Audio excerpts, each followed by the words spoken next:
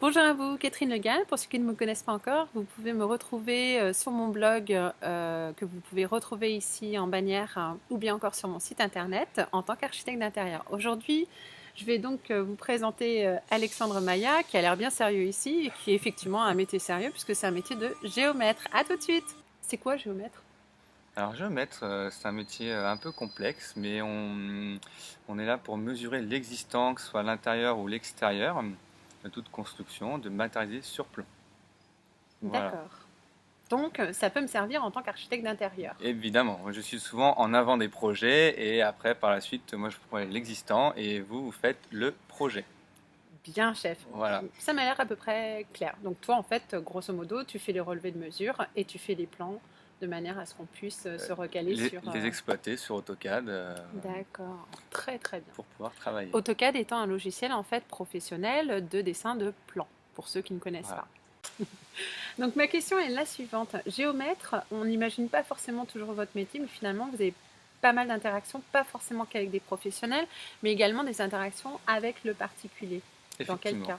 Bah, on travaille beaucoup avec les particuliers pour tout ce qui est en copropriété. Oui, Quand les personnes veulent agrandir leur appartement, leur surface d'habitation, des fois on peut annexer des parties communes. d'accord. Donc là, on fait absolument appel à un géomètre qui Oui. calcule les tantièmes généraux et spéciaux de De de la la copropriété. copropriété et créer un nouveau lot et une surface du lot qui vont annexer. D'accord.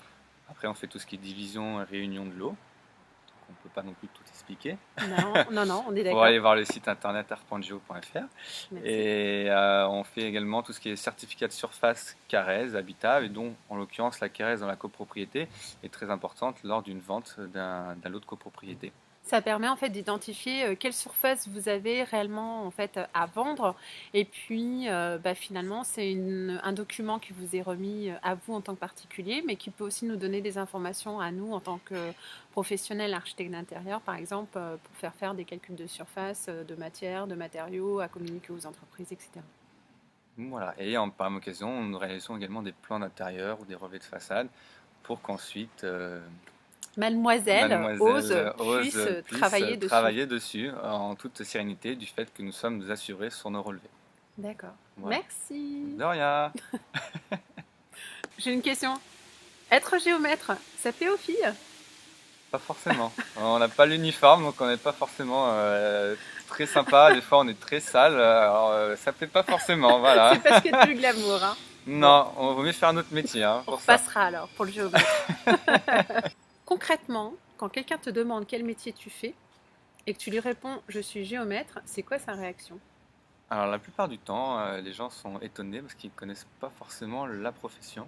Ouais, Et quand on commence à rentrer dans les explications, pour vraiment bien expliquer notre métier de géomètre, les gens pensent qu'au final, on est architecte. Et on ne l'est pas du tout.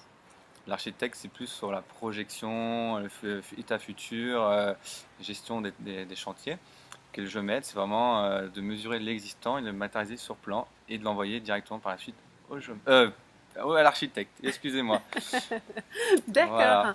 Donc en fait, oui, toi, c'est vraiment le dur, c'est-à-dire sur ce sur quoi on va s'appuyer en tant qu'architecte ou architecte d'intérieur pour pouvoir concrétiser en fait un projet.